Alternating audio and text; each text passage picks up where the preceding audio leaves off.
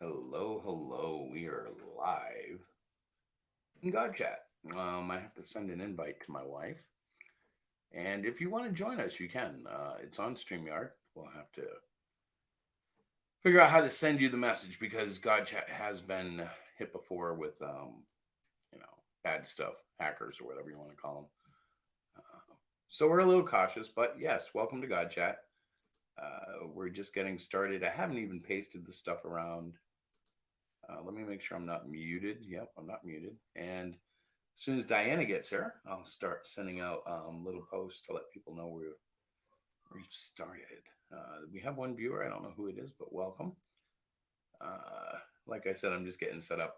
I should have been set up already, but I was watching Rabbi Peter here. Let me get my microphone a little closer.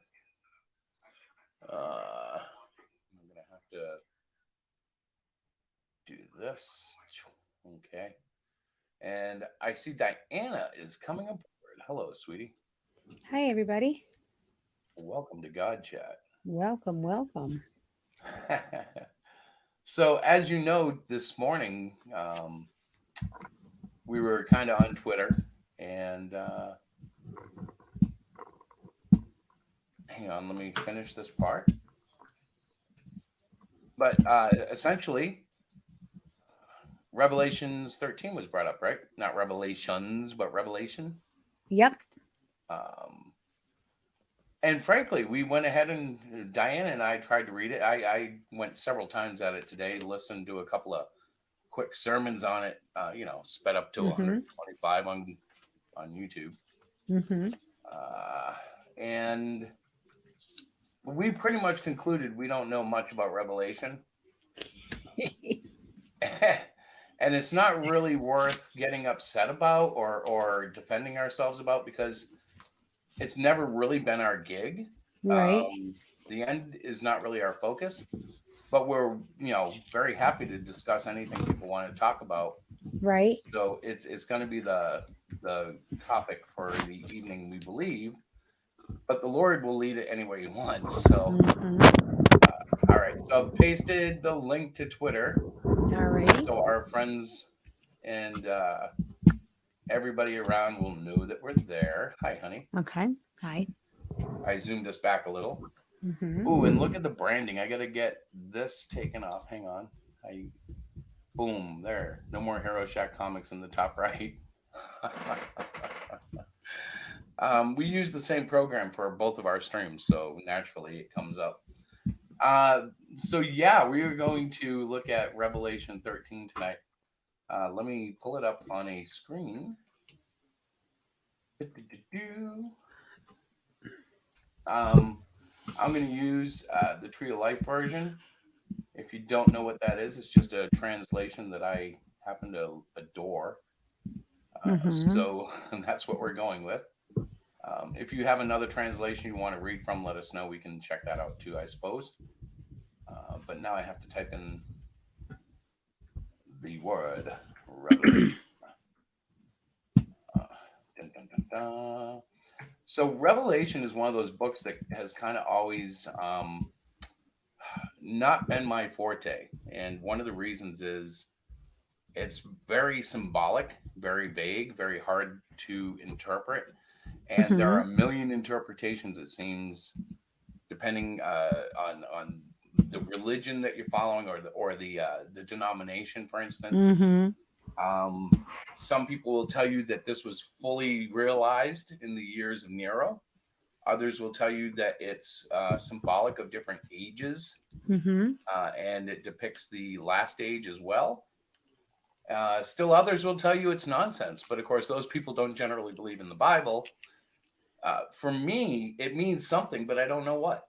For me, I look at these passages and I scratch my head and go, Lord, this wasn't something you really wanted me to dig because I don't really get it. It's Diana, a do you lot. want to say anything while I pull up the screen? It's very metaphorical, and at least that's what I think. And like when I hear the word beast, like I saw the beast rising out of the sea, is that the Antichrist? Is that like what are we talking about here? Like I don't even have enough understanding to have a just a Well, real and part of the discussion. problem is we're taking it out of context in the sense that it's not we're not reading the full book and coming into 13. We're just kind of jumping in because it was mentioned this morning. But Right? I'll be honest with the viewers, I don't understand Revelation when I go from the beginning to the end. There are points I love, like Revelation 22:11 is one of my most favorite verses in the Bible. Right? Essentially, it's essentially a let everybody be what they are. Mm-hmm. That's poorly paraphrased, but to me, this whole book is a bit of of a mystery.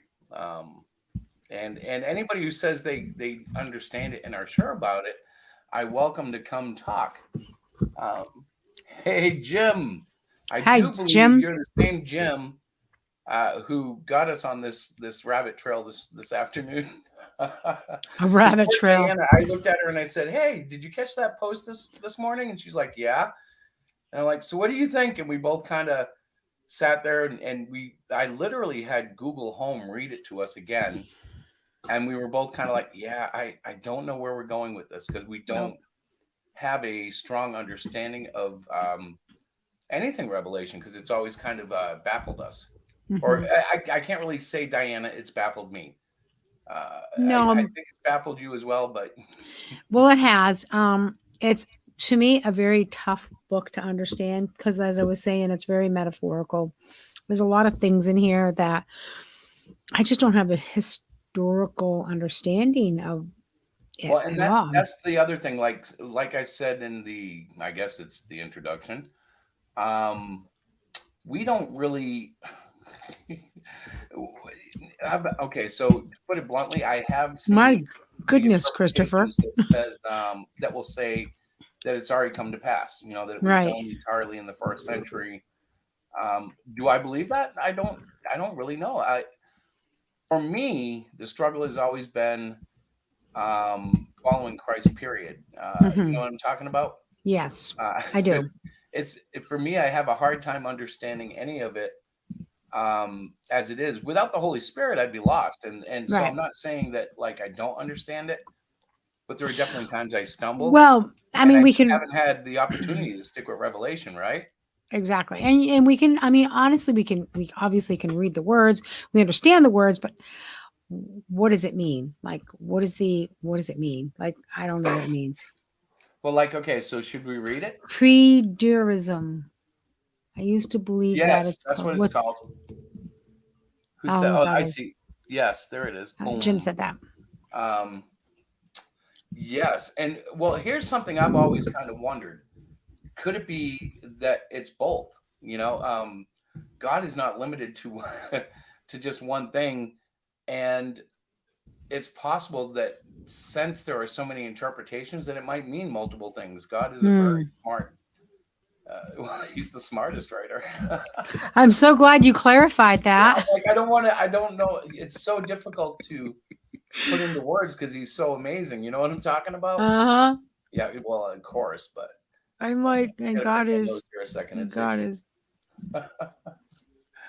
So, do you want to read the first few verses there, and we can kind of see just how bizarre it gets in terms of understanding it? Yeah, absolutely. Let's see here. Two beasts. Then I saw a beast rising out of the sea that had 10 horns and 7 heads. On his horns were 10 royal crowns, and upon his heads were slanderous names. Now the beast that I saw was like a leopard, his feet like a bear's, and his mouth like a lion's. And the dragon gave him his power and his throne and great authority. One of his heads seemed to have been slain, but the fatal wound was healed. The whole earth was amazed and followed the beast. And they worshiped the dragon because he had given authority to the beast. They also worshiped the beast, chanting, "Who is like the beast and who can make him war against him? Who can make war against him?" Okay, so I'm not really sure what that's talking about, except I get the vibe that it's like the end of the world stuff, that the world is going to get more evil. The world is, yeah. It's kind of what I'm getting from that. It's so quiet. Where'd my husband go? Oh, I had it Christopher? muted. I'm like, why are you like, you leave me to read this passage and then you like, So my first look at it, if I was to look at it in a 21st century mind, yeah, that's Godzilla. That's a freaking monster movie there. That's a beast coming out of the sea, and he's got all these horns and he's nasty, and I know that's not the proper interpretation, but that would be the first thing because of the imagery that it creates. The first thing I see in my head would be Godzilla styled monsters. Um, Now I know that if it's broken down, the beast represents one thing, and the sea. I remember the sea. Somebody told me once that that represents the people, so the beast is rising out of the people. And the 10 horns were kingdoms, or the seven head. See, now I'm getting confused. And I know I've heard all these theories, or what theory isn't even the word. I've heard all these interpretations, right. but they become, as you can tell, jello in my mind because I'm like, I don't really know. Mm-hmm. I don't know what to believe. And understand this has been compounded with 50 years, well, 40 years, say. I probably started paying attention when I was like around 10, but Right. it's 40 years of, hey, the end of the world is coming next week. Hey, the end of the world is coming in 2000. Y2K represents 2000. Jesus is coming back in 2002. Like, we live in a time where every 20 months there's another thing that people are saying, that's it, that's the one. Mm-hmm. Every single president that we've had in my lifetime, people have found a way to equate to the number 666.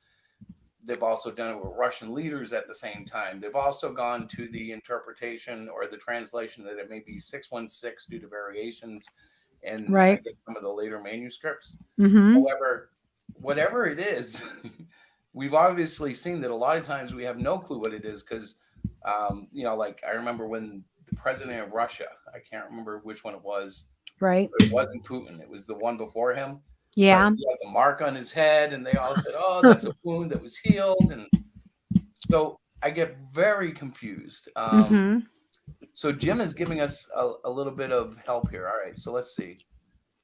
The sea always refers to unregenerate nations.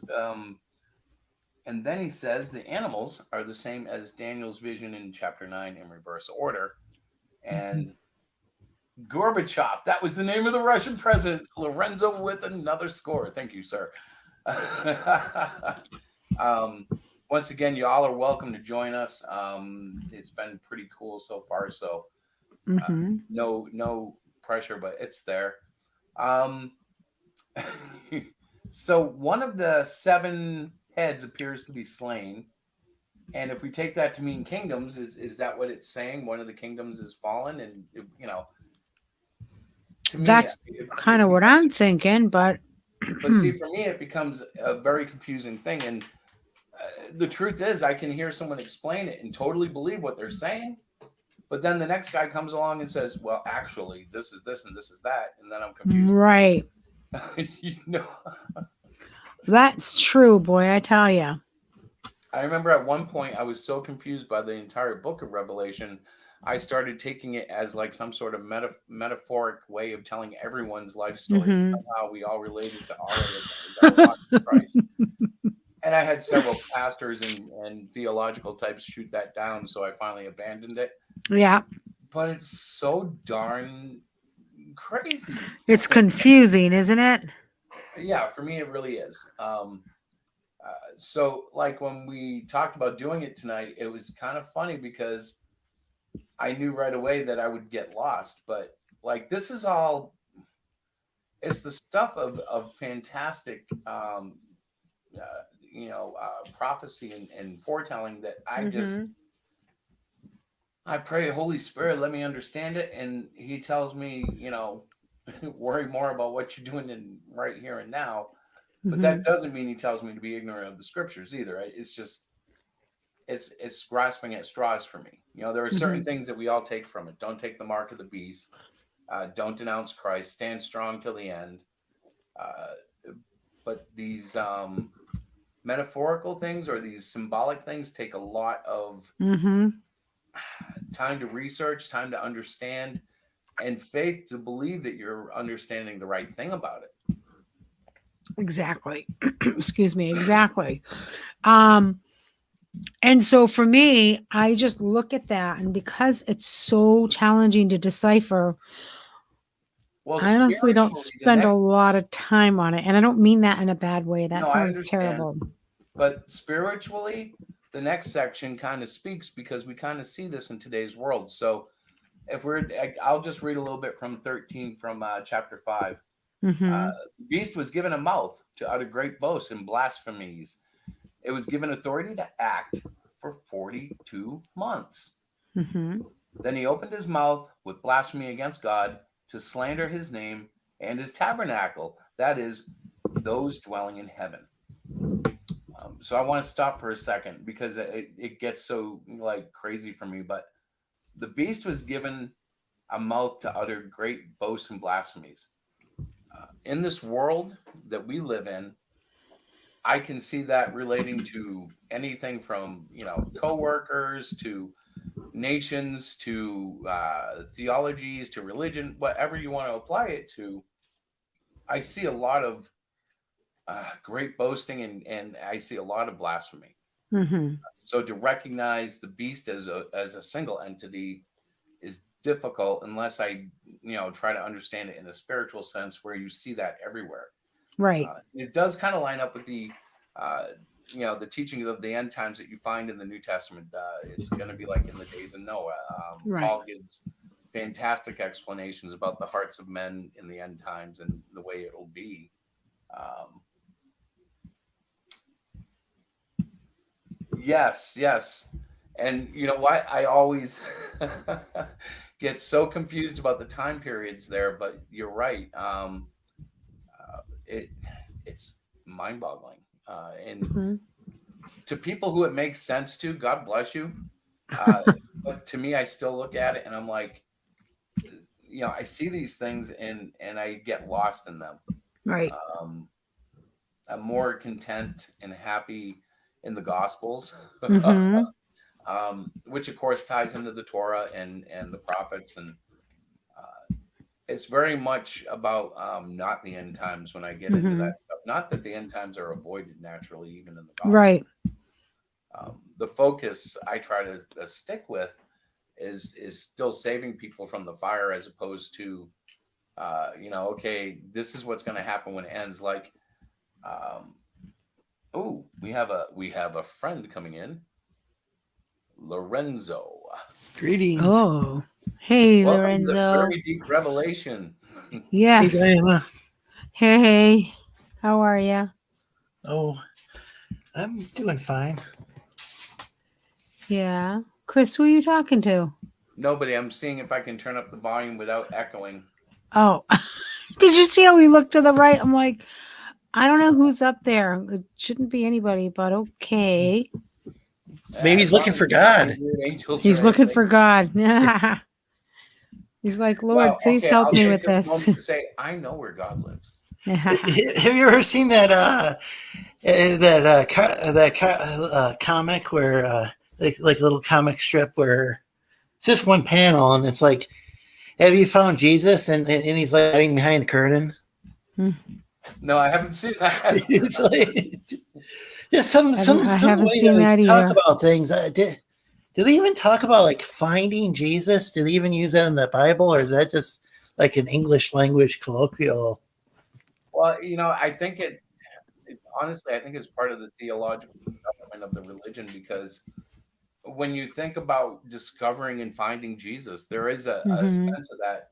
I don't know if it's explicitly in the Bible. Like, I don't know if it says found Jesus or find Jesus, but I know reading it, I come away with that. Hmm. Let's see. Let's do a quick Bible search. Not to leave hang on. No, I don't want to do it. Is seek and ye shall find? Is that from the Bible? Yeah, that Yeah, is. there's like a knock and Yeah, that is. So that okay, could be so where maybe it that's comes where it from, comes actually. from. You're right. Oh, what happened to Diana? Is she still here? Yeah, I'm right here. You Oh, guys I were see what happened. talking. No, I have a God chat window open on the side. Yeah. and it was frozen. So I thought maybe, yeah, never mind. Uh-uh. We're fixed now. um, so, do you want to finish up reading this? I need to make it bigger, don't I? Yeah. There we go. Is that bigger or is it just, hang on. Where are we at? I can do something. Hang on. I can do that.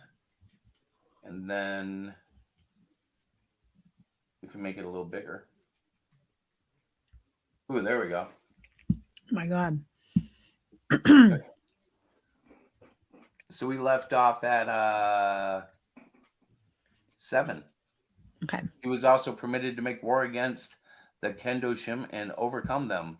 That would be the saints in English, by the way. Mm-hmm. And he was given authority over every tribe and people and tongue and nation.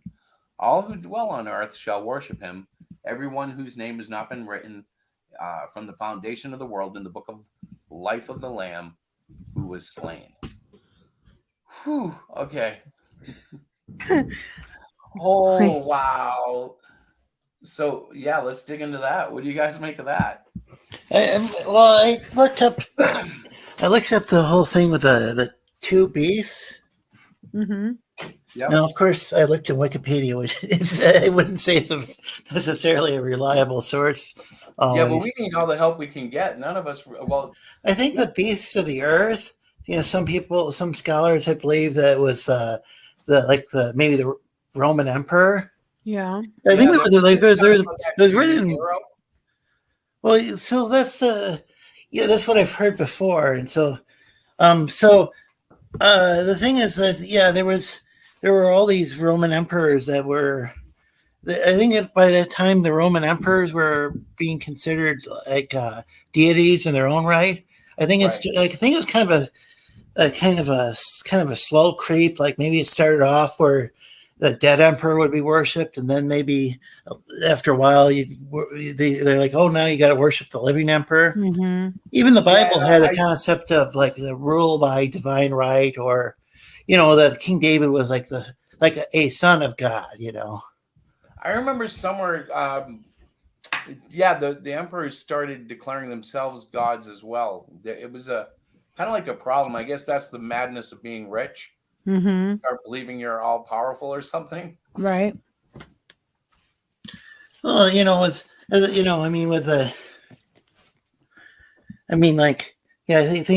the kings were, in the Bible were like sons of God. I guess Christians would say maybe like by adoption or whatever. But they wouldn't call themselves God, or else that'd be blasphemy. The one thing that I can tell you about that is I do follow the teachings. How do I put this? My rabbi, who is Messianic, teaches that Jesus is he puts a seed in our heart, and so I see it more like we are his children because we are being produced to be like a rabbi would teach his students to be replicas of him. Mm-hmm. And that is the ultimate goal, is for us to be transformed like him. And I think one of the things that Christianity, or at least some denominations, do is they make you think that you have to sit and wait. But Jesus will blossom right now in your heart if you give yourself over to the unction of the Holy Spirit, or however you want to give it up. It's however you want to phrase it. It's really about obedience to the guidelines. Against love there is no law against love. It's like God has made something so wonderful in the path that it can be as simple as keep it simple, stupid, to as complicated as trying to understand Revelation as a whole. And I think he did that on purpose too, because if people really dug into the Bible, there's something for everybody. You could draw artistically, you can draw creatively out of it, you can draw theologically, you can draw. Mm-hmm. If you're simple or if you're complicated, you can get into both. and what else stands like that through time? Nothing has, in my opinion, at least. I mean, Well, yeah, even Shakespeare. It wasn't the King James Bible. I don't think that had been written, but Shakespeare used one of the Bible translations, because there had been a whole bunch of Bible translations before the King James Bible was used. Oh yeah, that used to be one of my favorite. What's the word I'm looking for? Hobbies, if you will. I did a lot of Yes. reading about all the translations. Oh yeah. And the transcripts and the autographs, which were gone in iniquity, and I came to the final conclusion that we have like all these wonderful translations that differ so greatly, but they're just like if you grabbed 50 people from a football game and asked them to write down what happened in that hour of football, you're going to get wildly varying stories that all bear similarities. So when I look at like the four gospels and they don't line up quite perfectly, I praise God, because I'm getting four different witnesses there.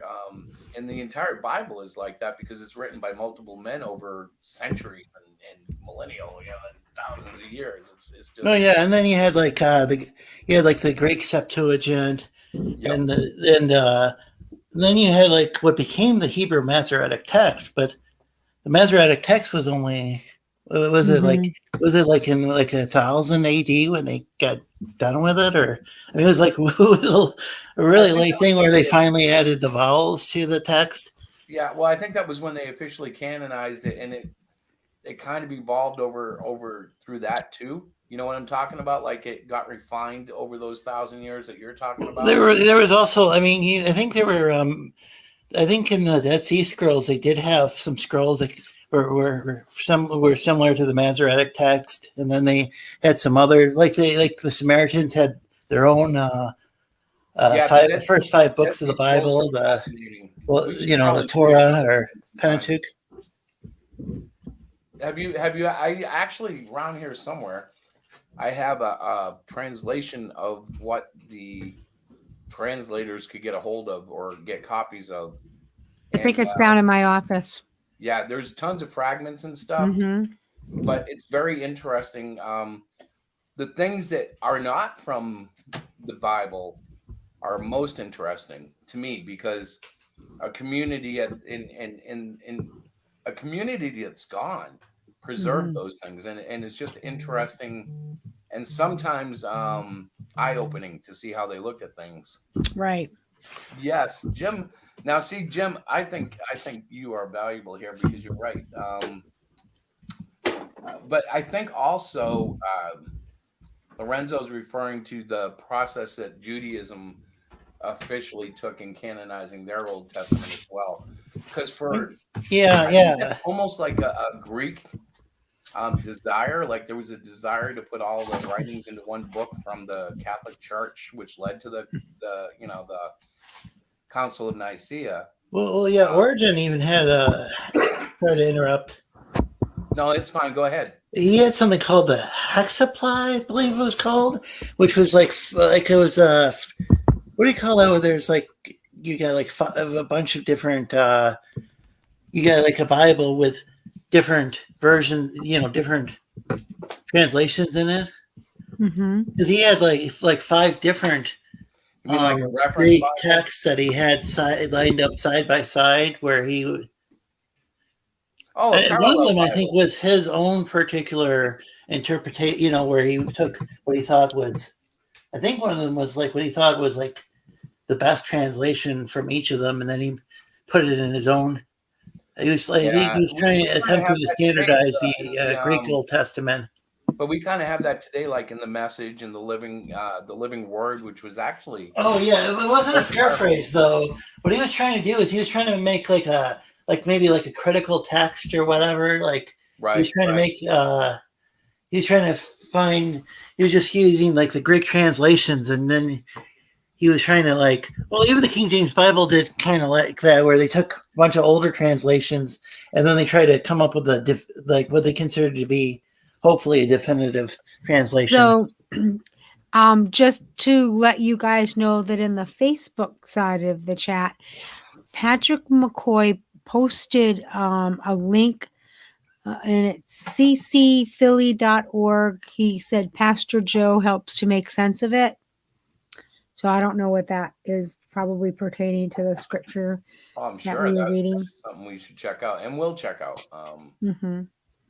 So I just want to let you know that was Oh happening. yeah, I see it now. I Okay. I didn't know if apologize you for saw not that. actively watching the chat that goes on in Facebook. No, but I am. That's Right. why One I thing was that came to bringing it mind to. about emperor worship was I don't remember. I don't think it was Nero. Maybe it was Diocletian. I don't know if I pronounced that right. But one of the emperors, Saint George, he's thought of being like this saint associated with soldiers, but it was actually that he refused to fight because he at some point because they wanted him to worship the emperor, and that's how he ended up getting martyred. And so, but that might have been later than Nero, because I think the empire-wide persecution of Christians might have only happened for a few years under, say, what was that guy's name, Diocletian, or I don't know how to pronounce his name. Well, I but thought it really went until Constantine kind of hit the scene. Well, he religion. He legalized Christianity, but I don't know if it was empire wide. It might be like, I think what would happen is in different cities, Christians would be persecuted. Like there'd be an earthquake or whatever. Somebody, just like anything would happen, and Christians would be blamed. It'd be scapegoated. Yeah. But I know that I've read that when Constantine took over, he made his state religion, and that kind of took the persecution off the Christians, which ironically put persecution on other Christians, if you know what I'm saying. Well, it was weird because what was it called? The Edict of, was it Milan? Or what was he had this edict which supposedly legalized all religions, or legalized. It supposedly said that both Christians and pagans could practice, but then he was all about tolerance, and he didn't even get baptized until like his death. Well, the weird thing is though, when he held the Council of Nicaea, the bishops that were condemned, I think they ended up being exiled. So I don't think he was even really abiding by his own edict. And the weird thing is I think I'd read before, I'm not sure if this is true, but that he'd been baptized by a bishop of Arius. And he's still considered an Orthodox saint, but he was supposedly baptized into the wrong, the non-Trinity, you mean into a Christian sect that doesn't line up? Yeah, like a sect instead of. So the whole thing is kind of confusing. But what's funny is the story you're telling right now illustrates the same kind of division we see today, which kind of tells us it's just expanded more today because of the population and communication and geographical locations. But people haven't agreed on what Christianity really means since even when he was here. Like apostles, the disciples would have little arguments amongst themselves. Diana, yes, shoot that cat. I can't help it. That's okay. I got Tiny at my feet.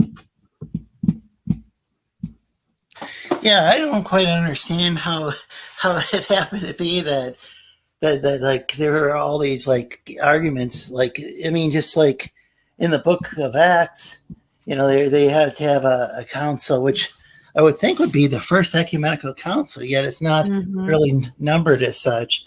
And it's just like, it was because it seemed like it was the first church-wide council that held, was it in Jerusalem, where they decided, well, the Gentiles they didn't actually have to follow every aspect of. Yeah, what would it be, the Judaic law? What they really didn't understand is they were expressing the truth of the gospel, but they were still kind of clinging to Judaism for themselves, if you will.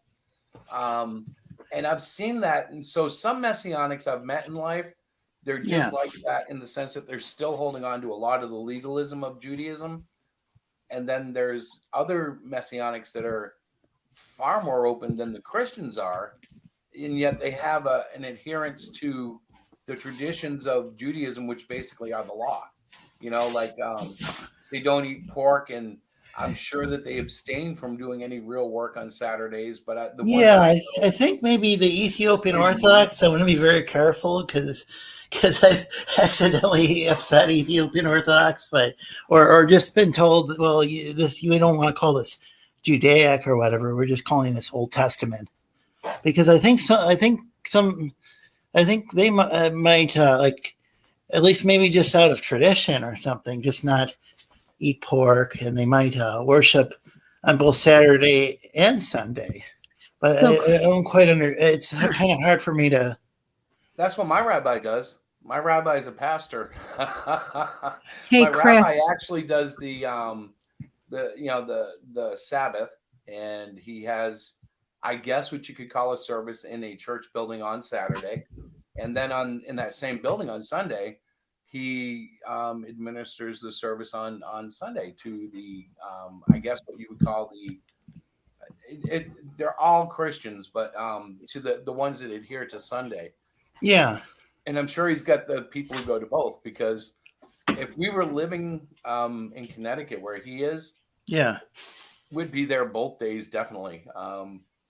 It's just one of those things when you meet a brother in Christ, and you know that God put him there for a reason, and he's taught you how to love people and how to get around sin and break it in the name of Jesus and become what you should become in the Lord. You'll spend forever with them. We were fixing to go to Haiti, but he came back before we could actually pull it off. I think Diana was saying something. I was trying to just say that Patrick McCoy was talking to you on Facebook again. I didn't know if you saw that and you wanted to address I'm going back to check it out. Let's see. Yeah, I figured you might want to. Cool. So actually, I'm going to share. Let me see if I can get I'll share the link in the StreamYard chat so everybody can kind of get a taste of it, because it seems like we've got more people in YouTube tonight than we do in Facebook, but we do have a couple of y'all there, and thank you for being there. Isn't that kind of a switch? Aren't there sometimes more people on Facebook? Sometimes we get more on Facebook, but the funny thing is the Christopher channel, my normal channel, has a lot of subscribers from my previous God Chat days, from when I used to do basically rash theological videos about Christian positions that I agreed or disagreed with. I was horrible, but I was also zeal and young in the Lord. And Diana met me in those days. No, yeah. Don't you have like a superhero, like Captain Christian or something? I do have one, and in fact, I don't want to get too far off the subject, but Cyclopean #1 features the beginning stages of Captain Christian, and I did get the name right. Okay. Yeah, there's going to be kind of a joke. There's going to be humor involved in how this guy gets the name, because it's certainly not his code name. But so to give it away slightly, it's his. Cyclopean has a guy who's training him in how to be a superhero, basically, and he's a Catholic and constantly tries to drag Cyclopean to mass. And I'm drawing that from my own experience of friends that I've had in the Catholic Church who think nothing of just, hey, come on, it's like, a half hour, let's go hang out. Now, this was when I was growing up. I haven't done this in years, but the kid that I grew up with, we constantly got stuck going to mass, but it really wasn't stuck. We would go in there, hang out in the back for 10 minutes, go out the back of the church. Believe it or not, we would go out and smoke cigarettes, and then come back at the very end of it. And his mom would be like, "That was wonderful." That actually sounds like. What's that? Yeah, actually, kind of. I can totally see that happening too. I can imagine that. We constantly did it, and it was. If we had been caught, we would have been in trouble. But it was actually one of the most fond memories I have of my childhood, because it was a place of familiarity where brotherly love existed. Yeah. Well, so what was the mass like? Was it English by that time? No, it was all Latin. Oh wow. Was there any like good like was there like a certain beauty to it though? Like was Oh, I there have some no idea continuing? because what we would do is we would go with Mr. Vet. So we would go with his mom. And so she would go to the most traditional Latin-based Oma Nina Nina Nina, and they would da, and it was like that kind of bizarreness. It was in Oh, Massachusetts, in the city of Lawrence, and it was their huge cathedral. Um, oh it's wow. like a Boston-style city, but a little smaller. Well, was there some like kick-ass art or anything? Well, there was the stained glass and stuff. They didn't have any, Michelangelo type things that I saw, Oh, okay. but it was Well, huge. yeah, I I mean, don't expect it beyond the level of Michelangelo, but they're like, um, I mean, so it seemed like the one thing that the Catholic Church at least used to do, and I think still does to a certain extent. It probably depends on the church.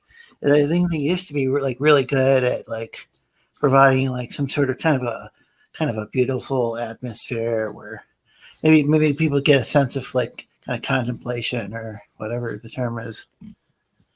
Or so I'm falling behind in what Jim's saying, so I just want to catch up. He says, I know the Left Behind stuff has their ruler as a beast or as the beast, but it may be like Hitler invades Poland, interchangeable between leader and country. Yeah. Um, and these days, with the rise of the woke generation, if you will, the cancel culture, whatever that is, you can also see it metaphorically becoming other forces against Christianity if you just look that way. Mm-hmm. And then Jim says, lastly, I think the death and resurrection of the beast is an impostor of Christ, or it is a quality or a geographical location that has been gone and will be again. If that's the case, Rome is the most, and it cuts off there, but let me go back to the comment here. If that's the case, Rome is the most. Oh, that's where it ended, most likely in the next comment. I'm sorry. Mm-hmm. well, I think they were talking about Rome because they were dealing with the emperor at the time. But I mean, I think there's also lessons for nowadays. I got to be very careful. Like my bishop doesn't want like people like attending like official Bible studies or whatever that's not sanctioned by the. Yeah, see, that's funny because to me, and I don't mean any disrespect to any of you, especially you, bro, but to me, those are like religious chains that my rabbi cut for me. Because I'm pretty much, he's funny. We could sit here and give you a completely wrong, placed Bible study, and he would find a way to bring glory to God through it. You know what I'm saying? He's like just so. Yeah. I just don't want to be like giving out bad theology. But I think what I had heard though, I mean, like from like some Orthodox priest on YouTube, and people are might have different opinions. Well, I know people have all sorts of opinions on Revelation, but even Orthodox priests could have all sorts of different opinions about the individual. Right. But I think what I had heard is like the closer was it the more we have Christ in our culture, maybe the further we're away from, like, say, the whole stuff in Revelation, but the closer, and then, but like the further we get from Christ is more. Yeah, because even in the prophecies, I believe it says the heart grows cold and is waxed over, and the further we get from Christ in this culture, like right now, if there was a gauge to show how close we are, I would think that this is the closest we've ever been in my lifetime. That being said, we might not be close at all. It might just have moved 10%, But to me, I think it ranges a lot. Like I think the reason they had to have they had all those great revivals though is because people had fallen away from Christianity. Like I think that not all the founding fathers, but some of them weren't like Christians in the traditional sense. Some of them definitely were like very much Christian, and some of them I think were more like deists. I think it got to the point where maybe like by the time it got to like a certain time in the 1800s, I think maybe like people weren't as religious. Mm-hmm. That's kind of weird because I would think of like say the Victorian era as being like very. Well, religion it's kind of like one of those. It's kind of like politics. It comes and goes. Like, I'm waiting any day now to hear about the Great Revival when something happens in the United States that will shake people again. COVID wasn't it because it shook you away from the church, but like when the CIA decides to play the alien lives are real, I think that's going to be a mind game, anyways. But when that happens, that's when you'll see a lot of people running back to church because when they get scared, they run to God, and God bless them, they should. But it's just a shame we can't maintain that focus. Like Mm. you remember 9/11, I'm sure. Mm-hmm. It was like for 6 months we were all a lot of us were just, oh, God is coming, we got to be with God, we got to go to church, we got to get and You remember all those country songs about 9/11 and how? oh I God, remember all those people. They were like, it people was made a Hey, lot of money off of that. even Unfortunately. the metal bands were playing in it, and it was like, guys, please stop, this was a national tragedy. I appreciate Yeah, it. it seems like people are maybe some of those people are sincere, and maybe some other people are exploiting it. Well, the problem is there's always a cash in on any of it, like, and if one person makes money at it, somebody else is bound to try. Like, just to mention a good example that we could all relate to, Cyberfrog came out, and then there was Cyber Toad, and then there was Oddity, and then like if Yeah, something popular happens, other people tend to emulate it, trying to catch that wave. Or the turtles, yeah, and the Mutant Ninja Turtles and Battletoads, well, I had some mm, friends who, and here's a good example. Here's an example I use of how even like a kind of a documentary type thing can be at least a little bit, it could be at least a little bit staged, if not like completely staged. Like I was doing some stuff where I was making some like made for TV movies about some friends of mine for a public access station, and there was like I don't usually put a flag in the background in my in my living room, but it was after 9/11, and then I had some friends come over and play music, and because I was making a movie about them. shoot, you tell me. I And remember when it was, I was the just saying it morning, was just after 9/11 though. They wanted a flag and they had a song about right? 9/11, but they weren't making money off of it really. They were just So Lorenzo, the morning of 9/11, did you think that might be the end? Did you think it was coming? it was not really. I went totally I didn't freaked. even I know was how to like I didn't even emailing know how to everybody. process it. I got some sort of message. Some friend left some message on the phone when I was super tired, and I was just like, I mean, just on the answer machine, and I just didn't. I Yeah, just thought it was like, yeah, I thought it was yet another like. I just thought that a plane accident, like a plane accidentally ran into a building is all I thought. yeah. The first one, I see. I remember because I was awake. But the first one, I was like, oh, it's just a plane accident. The second one, and then the Pentagon one, and the plane that was down in, I think it was Pennsylvania. That's when mm. I started freaking out, and like there Oh were yeah, yeah. I was all basically sorts of stuff. asleep when I got something on my answer machine. I think it was asleep when I got the message, and I just remembered contacting everyone, and for me, it was a real God moment because I started contacting everybody thinking, Jesus is coming. I want everybody to know I love them and that they need to, love Jesus. And oh boy, here it comes. oh yeah, because I only And heard about some plane or maybe planes heading, but it didn't. It was just so. I was just so tired. I just had. I couldn't really comprehend. I didn't see what was going on TV either because I was just half yeah, asleep, and I was just like, honestly, oh I no, didn't see it either, this is a bro. horrible situation. But I just thought it was an accident, No, you even want to hear though. something weird? I didn't see it either, but I was listening to it on the radio. It was actually I was Oh, listening okay. Well. to Glenn Beck way Oh, back okay. in on radio. I was working in a print shop, so all I had was a radio, and the Beck was actually local in Tampa, and he carried the whole day. He basically uh, walked us through. And the great thing was he has a Christian faith, even though it's Mormonism. I see you, honey. I see you waving. Hi. Hi, everybody.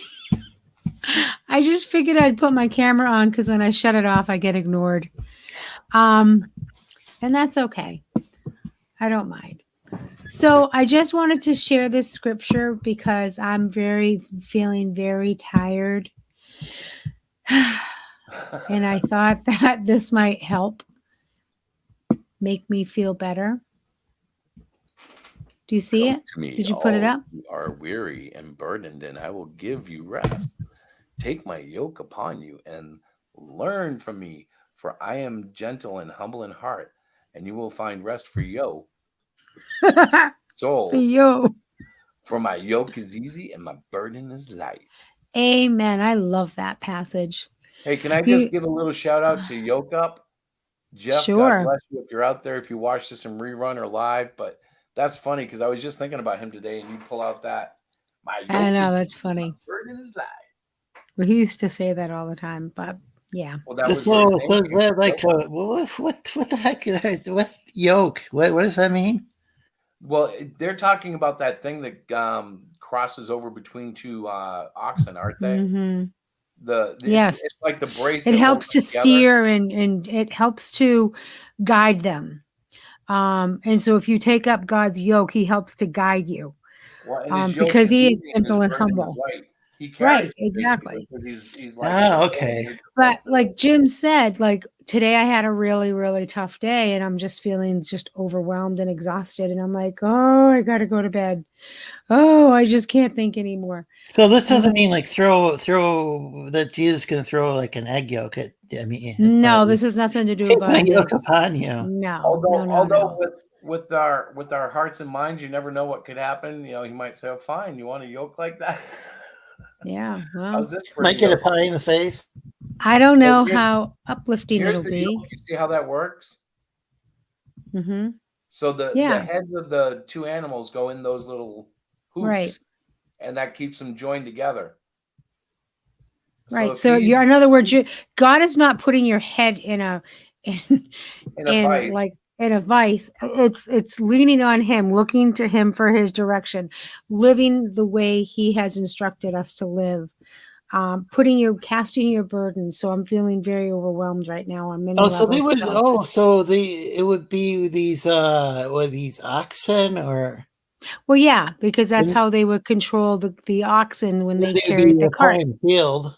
Well, he said that mostly because they could relate to that. They understood exactly.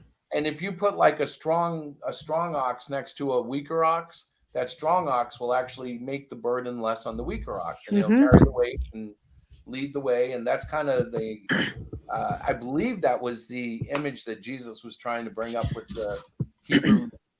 They were basically farmers back then. They were working and stuff, so they would relate. Well, he spoke a lot in parables, and they could understand this. They're like, "Oh, yes, I get that. I get what he's saying." So, I just wanted to put a scripture up because I was sitting here with my camera off because everybody else has their camera off. The beauty of God Chat, because we can swing, and Diana knows just when to drop a word. And Matthew, I don't know about that, but a powerful place to go. Yeah, well, I love the Gospel of Matthew. I love all the I just love the Bible. I don't really have like a favorite, but my most favorite book is the Gospel of John. Yep. And rightly so. I just can't help it. Like, I guess maybe we all have one, but maybe not. Like I know, I think it would be hard pressed to get Rabbi Peter to confess a favorite book. Because you're right, it's all beautiful, it's all awesome, except for Lamentations, and I think that just is only because it puts me to sleep. Well, it's just, oh my gosh, Chris. Isaiah rocks, yeah. And it's funny, my gosh, you say that, Jim. I almost say Isaiah rocks, yeah, like it's a classic rock album. Like, you can't have a Bible without Isaiah. They're so funny. You know what? My gosh, was that written during the Babylon? Was that about the Babylonian captivity or? Well, I'm not sure when, like time wise, off the top of my head, but it is tied to the gospel and to everything that we go through today in the same sense, because like I believe it's quoted in the New Testament. I know that it tells so many just powerful stories. Um, it's essential to have, like, it covers, it foreshadows the crucifixion and Jesus suffering, and it's just huge, Well, that's a confusing thing about. So yeah, I believe it's the one where it mentions King Cyrus the Great, where he. I just looked at Wikipedia, but King Cyrus the Great, eventually ends up freeing, because the Jews who had been taken into bondage. I don't know if it was all the Jewish people or if it was the Jewish leaders who were You taken mean into like when they got captivity in taken to Babylon, Babylon. the exile? Yeah, and then I think it was King all of them, or at Cyrus. least all the ones from Jerusalem, at least. Well, King Cyrus was Persian, and apparently he was in control then. And I guess if, when sometimes when a new ruler took over, they'd free the previous slaves. But Oh, hey, but so I don't mean to get off track. Jim's right, but also Isaiah, I do believe, has the prophecy of the virgin birth, which ironically I've actually gone through great lengths of argument over, but it is still there in Isaiah. I believe it's Isaiah 7. I don't know what verse anymore. I think some scholars believe that the people at the time would have thought that that was going to be something that was going to happen, and then soon, and that would free the Jewish, the people from exile, captivity. It was funny because, like, the Hebrew, or I believe it's Hebrew, Isaiah was written in, kind of points to a virgin and something that was happening in their lifetime. But again, I find that a lot of things that were prophecy in one way are also prophecy in another way. Like, I think God can give a prophecy that can be fulfilled multiple ways and is fulfilled multiple ways. We don't always pick it up. Oh yeah, I've heard that as well.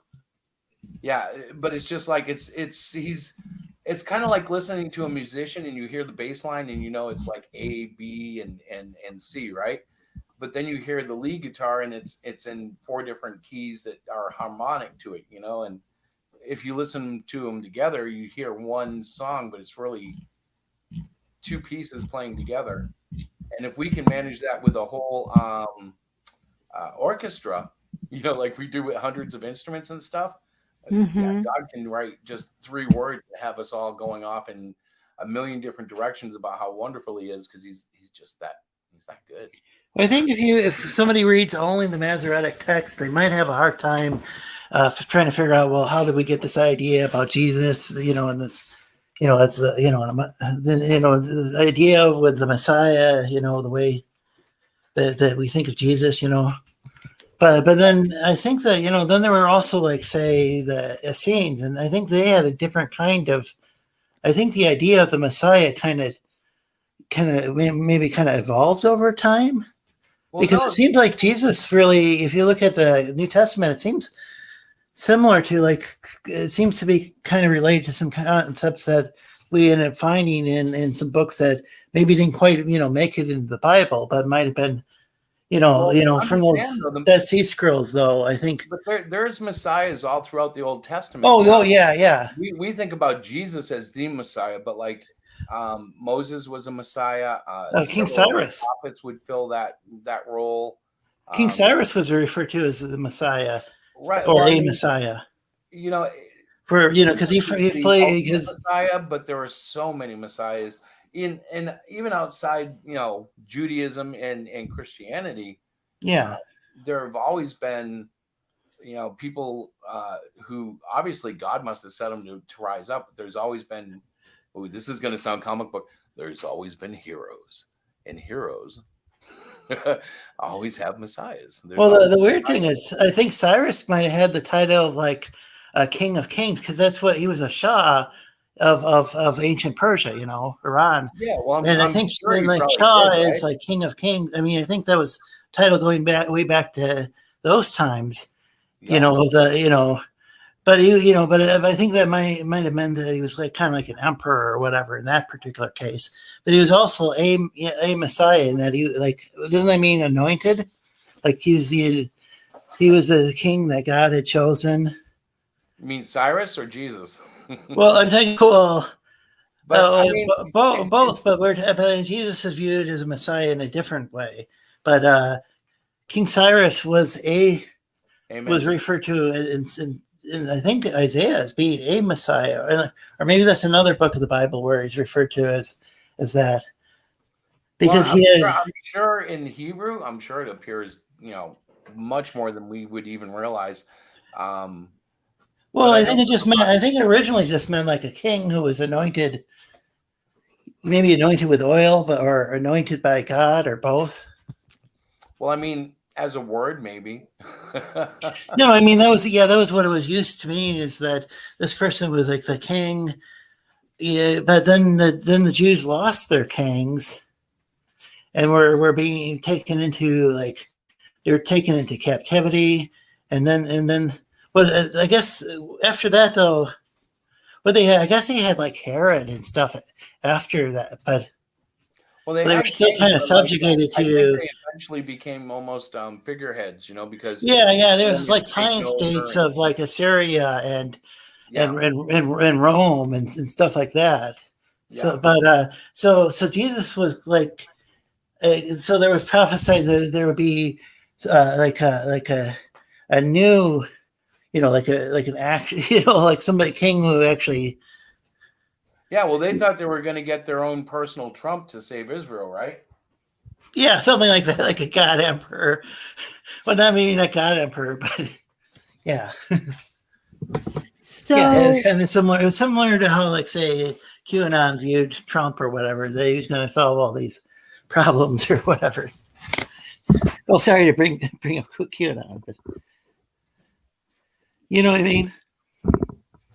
Like Chris? Jesus was gonna put well, no, I'm saying Jesus, but the Messiah was going to put everything in order. I apologize. I had to go get a can of air. A can of it. Oh, yeah. It matches your background, doesn't it? And so I think a lot of people just expected the Messiah to be a revolutionary, and then Jesus actually did something different, though, where he was actually setting up communities. And I don't. You know what's I funny think though? the What you're Jewish people touching on had there? maybe previously lived a communal lifestyle, though, and maybe Well, Jesus kind of restoring that. but what you're touching on there is kind of funny because, like, it comes back to understanding who and what he is, and trying to relate to all of it. Uh, I'm sorry. Just go on with what you were saying. I'm getting silly. Well, actually, what Jesus ended up doing, um, like, it actually survived beyond even the Roman Empire, because we don't even have.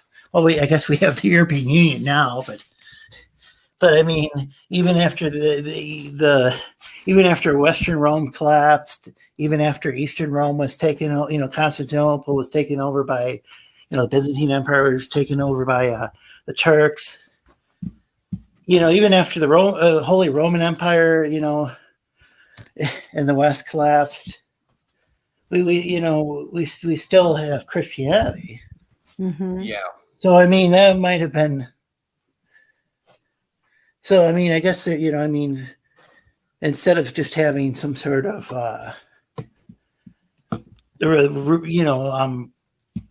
some sort of king.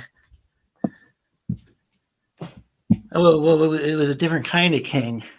It was, Well, yeah. it was different kind of King of Messiah. Kings, right? I mean, that's what he is called all the time, and really the one who created all things. Through all things were created through him and by him for him. Like we have our kings on earth, but yeah, there's Well, the previous kings had just kept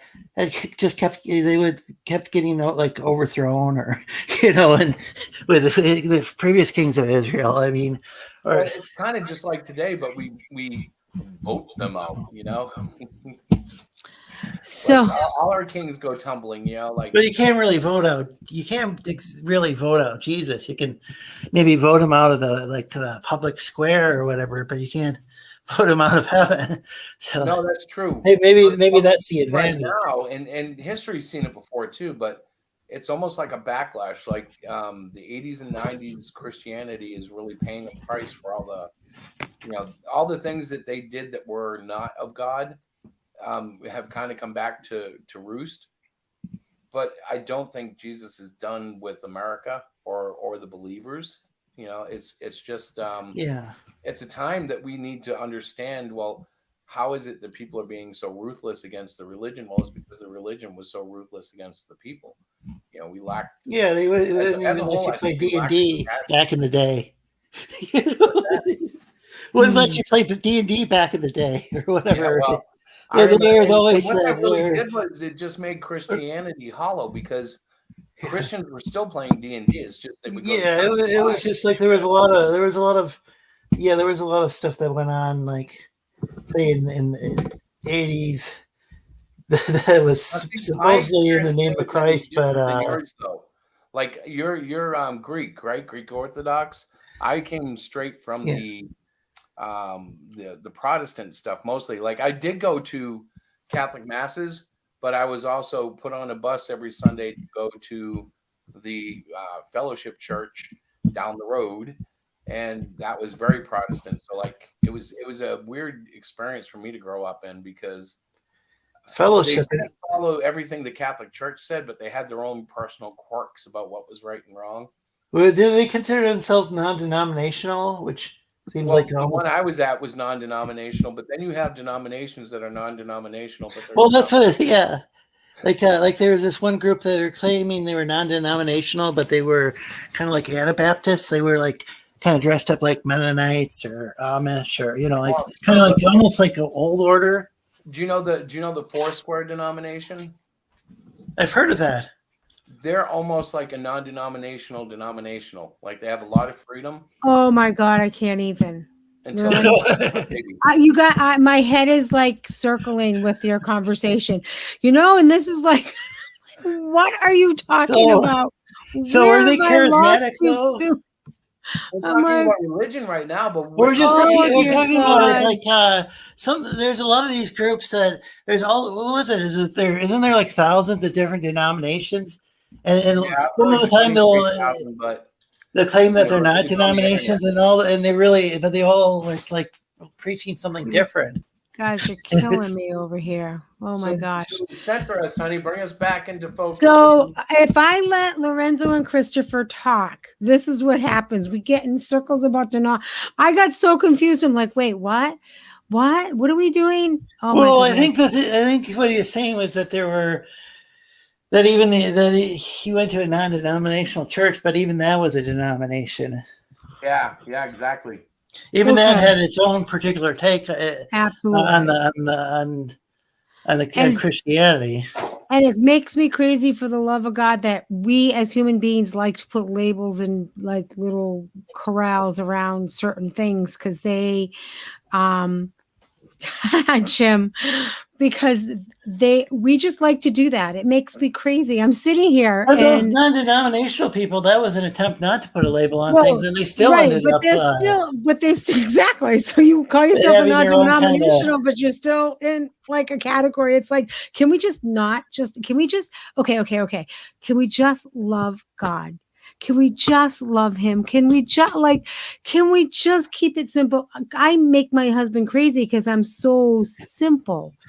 Not stupid. I'm very simple when it comes to my relationship She with God. drives me nuts because Because he likes to have all these. Like I blow up about corporations. Everything. For instance. I go, honey, we can't support these people anymore. They're doing this and this, and it's disgusting. And she looks at me and goes, "What are you talking about?" I'm like, what? Don't all like large multinational corporations do disgusting things. Yes. It's Most pretty much listen. difficult, impossible to avoid them. Exactly. So if I already know this, but I don't want to get into this. Oh, it's been a long weekend. I can't. No, I just bottom line, can't. yeah, we're not going to get into it, but the bottom line really is she takes something that I take quite intensely, and I can back it up line for line, article for article, book for book, and she goes, but it doesn't matter. Jesus still loves me. And That's I'm like, right. He does. okay, He does. So but it's how we're built. She is built to be more of the, the sandpaper, smooth out type of person, where sometimes I'm more like just, I don't know, I'm more like just a boulder that gets rolled down. Jim, he's just like, I'm looking at Jim's comments because I have been reading them, and he's so much like, that's Chris. He has these arguments. He goes into these, like, why would you even do that? Like, what is the point of that? Maybe you need more chores around the house. I don't know, because you have way too much time on your hands to get into all this stuff. Because you look and you see, okay, so it's like watching people, and this is going to sound so cliche, and you'll know why when you hear it. I know, like I'm watching sure. people run into a burning building and they're totally unaware, and then they sit down and have dinner and the building is burning around them. So yes, you are screaming and shouting, and they can't hear you for some reason, so they eat and burn down with the building. But that's why I argue. I go, oh my gosh, that building's on fire, and you're like, well, you want to be careful with some of these, with some denominations, because there's people they've entered. They go and they start going to like a church, and then it turns out that it's like it's not even like really what we would even consider to be a church. They think they're going to church, and it turns out like it's some sort of what some like what some people might call a cult, or the scholars call a new religious movement. There's plenty of those. That happened to me once, but it was totally my fault. I went to a hotel where they were supposed to be meeting, and I ended up in a real estate seminar. But I thought, that would be Chris. That I sat there for 20 minutes waiting on the sacraments, like the help me here, communion. Was this like a pyramid scheme though, or like, because there's a certain, I'm not going to even say the name of the organization, but my mom got sucked into going to a meeting before. No, there really was a church meeting in that same hotel. I did go the next week. Oh, okay. But I went in the wrong room, and I sat there for like 20 minutes waiting on God to show up, and instead I got to see a bunch of real estate. And you wonder why that sounds horrific. I just can't. I can't. I mean, Chris, you talking about going into a building that catches on fire. What was that? I missed that. I didn't even. That's why I get into arguments, and I think Jim might relate. So when I see somebody say something stupid, like, for example, today I saw somebody post a cartoon of Jesus hanging on the cross, and a bunch of people saying things that you hear about, people who get hurt today. Well, if he obeyed the law, if he didn't do a crime, if he was respectful to the Roman soldiers, he would have been alive. And it showed a distinct and entire lack of knowledge about Jesus. Okay. I was quick to post that he gave up his life willingly. Nobody took it. But you're not surprised by that, are you? My Lord misrepresented like that. Well, I understand that, and you definitely are an apologist. You love to defend him because obviously God can't defend himself without you, honey. I know this to be true. I've seen you in action. Okay. No, he needs Christopher. God does it all himself. I'm just a little speaker in an AM radio. You know how all these people. You notice how there's these organizations. Some of these churches always seem to think God needs money, or God needs money for the. God needs a bunch of airplanes so the pastor can fly on or whatever. I can't believe you just opened that, Lorenzo. No, Chris, don't even go there. Hey, you want to know a good thing, honey? What? I was laughing, so I didn't catch it all. Good, thank goodness. Oh, no. Is this like a pet peeve, or? This is like that. That button that you push, that target button or whatever, is like you push that. The thing is, what I'm saying, is just so. I mean, I shouldn't even say it, because like Bono from U2, just like he stopped in the middle of a concert, and this is on that Rattle and Hum album that I had. Like he wouldn't stop in the middle of the concert to just go in some rant about preachers ripping off old people, and it's like it gets to the point where it's so obvious it's kind of pretentious for me to even mention it, Don't go there. So Chris, the biggest thing, like it's fine that if Chris wants to have these little, push and pull argument things back and forth, but he kind of like circles on them all day long and all week long. And is Chris for the prosperity gospel? No, he's not. No. Yeah, because I've been learning about that. That's very similar to like what's in the Secret. It's kind of like a New Age kind of thing. Yeah, very similar. The idea or the New Thought movement, I think, it might be related. It's this idea that you just your thought. If you, I don't know. I've been learning about that, and it's like, wow. Yes, Jim. When somebody makes a claim, we had the Gospel of Thomas. Hang on, did you see what Jim just wrote? I did see that. I gotta say, the Gospel of Thomas fascinated me for about the same amount of time. I was fascinated by that for a while. Yeah, you were. I remember this. This is when we were first dating. I'm like, the Gospel of who? What? What are you talking about? Some of the sayings. So there could be some sayings in there that could be authentic, but the thing is, like, it seems like it puts a really strange slant on things that I don't think are at all like rooted in That gospel taught me one thing and one thing only. The Holy Spirit, when he's with you, can turn anything into scripture. I have read advertisements in the Spirit and sworn that God was talking to me through it. I remember the Kung Fu TV series, the original one from the 70s. I thought God was speaking to me through that in rerun.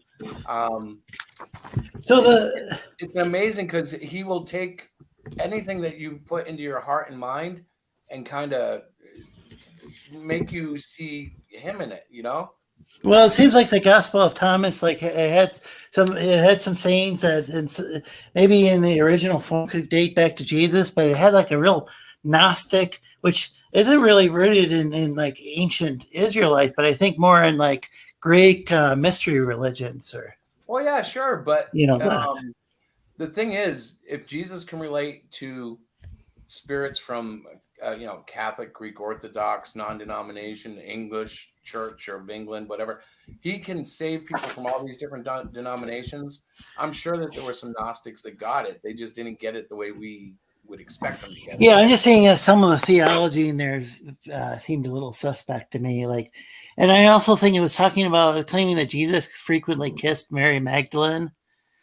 And then I'm trying to remember if that was the Gnostic gospel that claimed that, and people just assumed that it said on the mouth, even though the part of the text is actually missing. So and yeah, I remember that. But Jim says, I legit do street preaching and hand out tracts. I hear a lot of baloney, but I feel I must have an answer. Therefore, I research. And yes, I am down with that. As far as that's another reason why we go crazy on stuff, Diana, and circle around it for a week. Get it. I do understand why it makes you crazy. I wish you could just have that moment, have that conversation, and kind of move on. Well, I think people need to be kind of careful with like Christian Science claims to be Christian, but it's like that's very similar to like kind of some of the New Age beliefs. Like they like. And New Age can cover a lot of ground, but there's a certain part of the New Age where I don't see some people think that their thoughts like can control reality. Mm-hmm. And like I don't know about that kind of stuff. Well, yeah, you don't. Yeah, it's not exactly how it works. I mean, I have to tell you something that's true. When I face wasps, yellow jackets, bumblebees, any sort of insect that scares me, I've always been able to shoo them off in the name of Christ, just by saying in the name of Jesus, be gone. So really, are you serious? Dead serious. Yes, I've saved myself from getting stung several times just by rebuking them in His name. I'm having a hard time telling if you're That would be No, I'm joking great. being around. totally serious. I do it every summer. I I, brag about it when it happens. I think I- remaining calm in that situation would be like a really good idea. Like if you start panicking, they'll sense it. Well, that could be part of it but who keeps me calm? That's the Holy Spirit. And in the name Yeah. of Jesus, it doesn't matter if I use Joshua or Jesus, they all seem to know what I'm talking about. You know what I'm talking Mhm. about? It's like the world knows who the Son of God is better than we do. It's amazing. Yeah. I Now, also it heard doesn't like work. I've tried to stop the storms, and my faith must not be great enough, but it does work yeah, sometimes on computers. I work in tech. computers. Wow. I swear to you, many times I go into a situation and I have no idea what's Yeah. wrong, and I pray over it, and it gets fixed. Oh yeah, Yeah. yeah. I can see that. And I want to make clear that if somebody's like thinking about a bunch of negative things, one can actually get sick. I mean, it's not like the mind doesn't have any sort of effect in illness because there's there's a placebo effect and then there's a nocebo Well, effect. Where you can, against thinking. positive thinking, Yeah. because I got to tell you, one thing I used to do, and I miss it, is I used to play this video, and Diana reminded me of this just the other day. Oh yeah, Every this morning is I get up and there was funny. this video. It was set to some Fleetwood Mac song about, it was a good feel good song, one of those up Mhm. and happy songs. And Oh the my whole God, video was just, every morning. you can do it. I I would get believe up. I am not kidding you guys. I Yeah, would get up and he'd be go. at his computer going, smile. See, but there's a limit You to can do this. You are gonna have a great there's day. a I'm limit to like, how much positive affirmations can really like. There's certain diseases that like I love depression. this. If thinking positively can You're help right. with certain like if somebody has depression, I think probably trying to have a positive, Mhm. or Have you or ever heard of maybe Lorenzo? Have you ever heard of CBT? It's called cognitive behavior therapy, yeah, and yeah, that's what it is. Oh, It's I it's thought it was self an talk. oil. yeah. That's No, not it's the like oil that makes your joints and stuff work better. no, that's I'm CBT. just saying, like, if somebody has cancer, they're probably not going to just get over it with positive thoughts. Now, No, but someone might be more likely to catch a virus if they're just always thinking negatively. It's going and could exactly. weaken the immune system. So it's kind of like Mhm. I think some people just take it a little too far, where they think they're going to get rich or whatever because they Right. think about money, or they think that they're going to never get sick if they just keep a positive attitude. And Right. it's interesting that all these Christian scientists always inevitably die, Well, all I know is that CBT is a nice Legal in tool, 47 states. but reading your Bible and meditating on God's word has always been what has gotten me through my my stuff. God has always gotten me through my stuff. Jesus is always, up until I really began my relationship with Jesus. I was that Catholic girl with the Italian family that was going to church because my mom said I had no clue why, except there's this thing called God, and I didn't really know, and went to I did all that. And it really wasn't until I was just, graced by these amazing people. Look at my husband. You guys have to know, anytime I take the mic and I start talking, I'm watch illustrating the Chris. He's word. like, where's Terry when I need him? Terry is the one guy that can honestly say, yep, I Dad, that's wasn't right. even paying attention to what he was doing. I was just looking at him. Every It was time kinda I start distracting. talking, he starts making sillies, and I get sidetracked because I can see his silly I grin was over just there. going with the story. So No. you went to church, but you weren't getting anything I out of was it. going to church out of just out of obedience. It wasn't like I wanted to be there. I didn't know, anything about Jesus except that he was God's son. We went and we had Easter. We had there was Christmas, and that was when baby Jesus came. Like that was my Was it Latin or English, or did it depend on? What do you mean? I mean, like, were the services in Latin like when Chris went? No, they were. They did have an official Latin mass once Okay, a so year, they were in English, but but you it still was couldn't English. still couldn't really get the gospel out of them.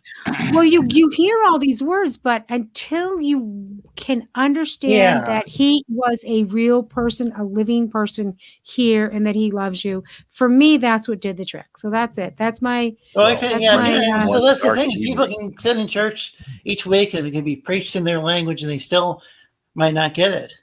Well, they don't get it because if you don't fall in love with the person of Jesus Christ, it can be a very cumbersome journey. And I absolutely love Jesus Christ. I love him more than anything in the world. Anyways, that's it for tonight, guys. I am getting ready to sign off. I wanted to give my 2-second, or actually it was more like a 3-minute spiel. Well, that was great. That was more relevant than what I was bringing up.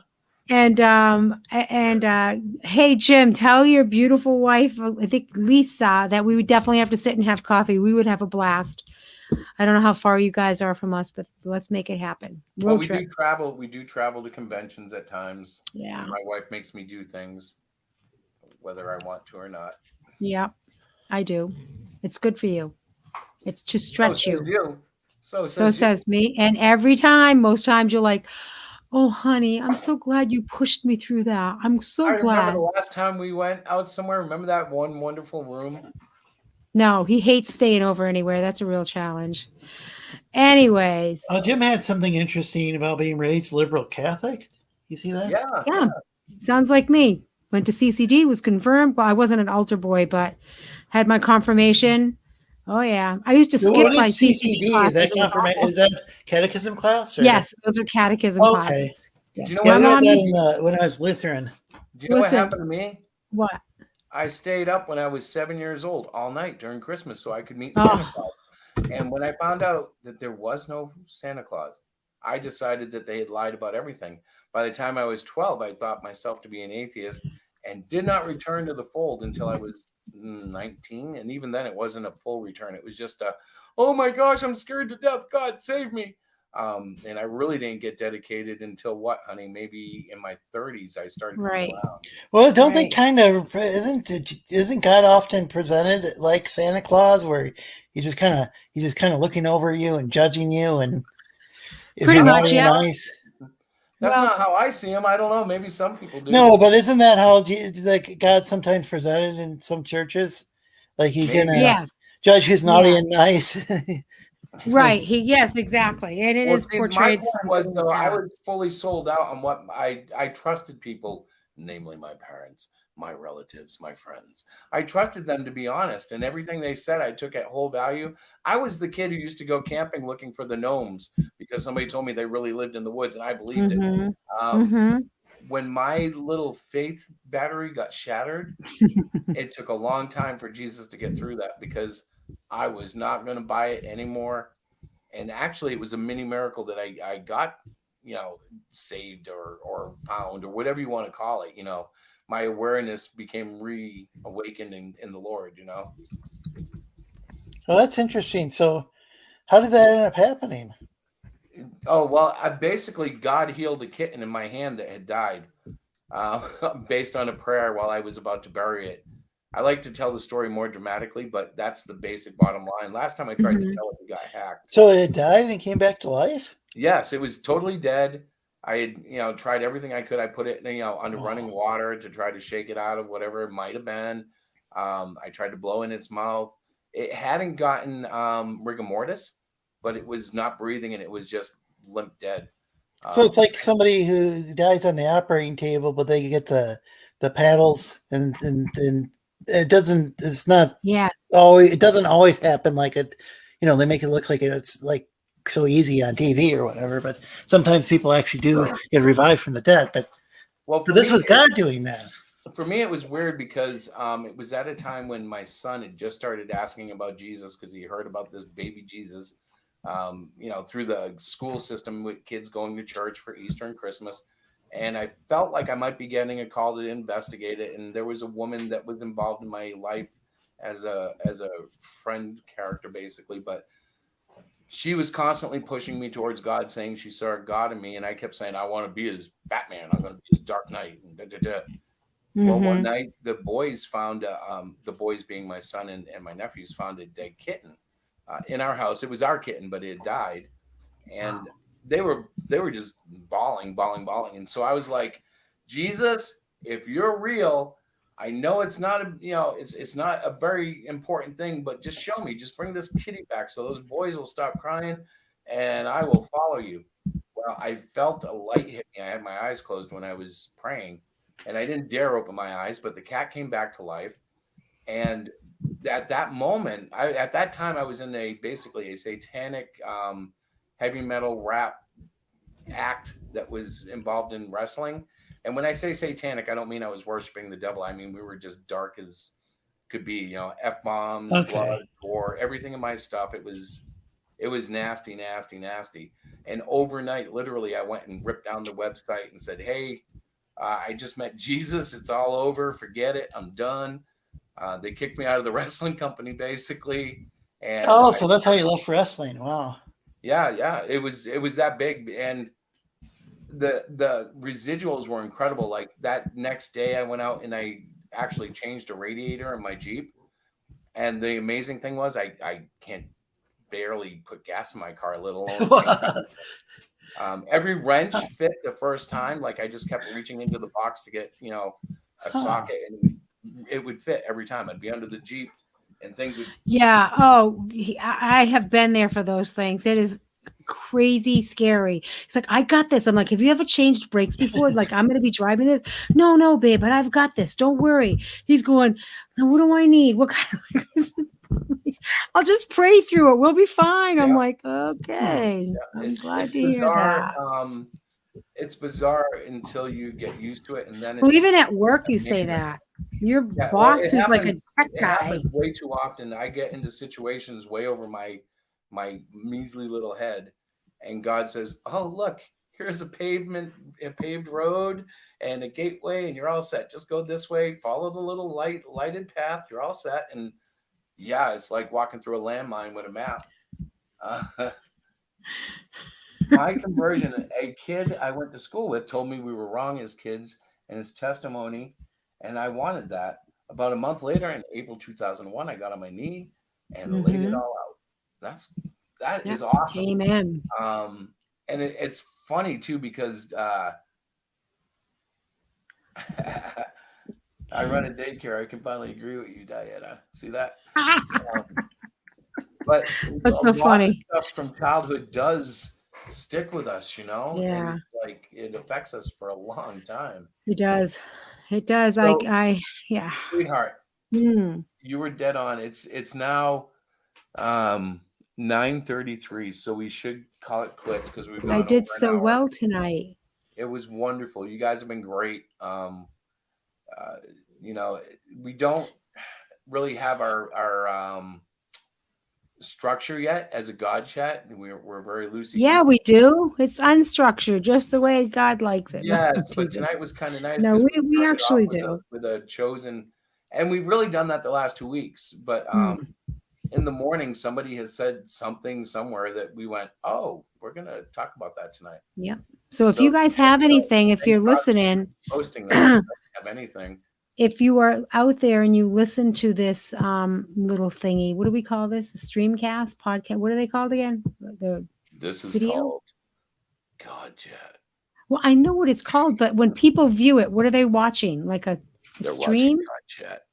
No. Yes, they're watching it. It's a video. Broadcast of the stream. So if you watch this after the show, if you watch this after the show, right? And you are like, gee, I wish you guys would talk about whatever, send a text. You know how to reach us. We are on Facebook. Chris is much more out there than I am, but you can just say, actually, hey, if you're going to contact us, your best bet would either be email, like chris.levitch@gmail.com, or Facebook Messenger, Twitter. Those are the three things that primarily get through to us quickest. Get through to you. So which one do you use more? Which one is more reliable for you, Twitter or Facebook, as far as messaging? Probably Twitter, believe it or not. For me, it's either Facebook or my email. Well, Facebook tries to. They do some really weird things. My other message program, they want to handle all my messages and stuff, so I don't let them. So I don't have Facebook Messenger installed because it would wake me up in the middle of the night. It just like somebody woke me up in the middle of the night. Somebody who had some. mental health issues, and it was just like I was walking up to them, just like they thought they were Satan, I think, and so it's like they were all upset with me, and it's like, hey, why can't I turn this? Why can't I log out of this program? It's creepy, you know. And this with Twitter, I can log out of it. On my stuff, it's always tried to attach to my messaging program. So in other words, not only does Facebook want to handle my Facebook messages, but they want to handle my text messages. They want my text messages to go through their It's creepy. I'm like, no, thank you. So at one point in time, we gotta end this, but we have a ministry called Happy Jesus Day Ministry. Okay, we are still a nonprofit. Chris is actually a pastor. We're still a nonprofit. It's still up and going. However, we haven't been doing that. We used to talk when we did God Chat many years ago. We had many people that would join our chat. And we always talked about doing like a road trip and stopping into the ones that were more regular and that we really developed an online friendship with. So Jim was teasing and saying that Lisa wants to have a cup of coffee with me. So I told them we're going to do a road trip. And they're in Pennsylvania, and it's about a 6 to 8 hour drive. And that's not far away. I think we should like pray about that, maybe plan something like that. So I'm going to be honest, for a last little clip in God Chat, I never pray on that stuff. Whenever you hear me talk, I'm going to give you a yes or no. I don't want to pray on it because if I'm going to pray on it, I'm looking for a reason not to do it. So Jim, we actually had a whole website called Happy Jesus Day. Yeah. And I unfortunately forgot to pay the web person and we lost it. So I'm trying to get it back. So to understand, it started off Happy Jesus Day after I went from Skank Zygon. That was my wrestling persona. And I dumped that name and I needed a new one for my website. So it became Happy Jesus Day. Wait a second. Skank Zygon, yes. That's another whole topic for another whole night. So Happy Jesus Day became a destination point for text chat because I hated AOL. Every time I went on there, it was sex. Yeah. And ironically, Diana found me because she was complaining about AOL to a reverend who was trying to witness to me because he thought it was a whack job. And he sent her to the chat, and that's how we became. And that's how we came. That is like that whole thing is like another whole show. But all I wanted to say is that I forgot. This is what happens when I go past 9 o'clock. I'm so tired. God bless you guys. We love you. Thanks for participating. And yes. So thank you. We're going to end right here. So thank you for coming, and send us anything that you want to talk about for next Monday. We would love to bring it up, and we're open to anything. Well, anything that can be said on air. No, like not. Oh yeah, you got no. We don't hold back. We're not afraid of controversial subjects. If you want controversy, tune in to the Sleestackians Thursday nights, 8 p.m. Eastern. There you go. Pacific. Lorenzo's got a good show. I can't list off all the time zones in the world, but that's all right. That's good. That's good. So I'm going to bed now because I didn't have a cup of tea to keep me up. So I'm really tired. I'm going to head that way too. Be up at 6. So God bless you guys. God bless you. Thank you for coming. It's been awesome, and have a wonderful week. You too.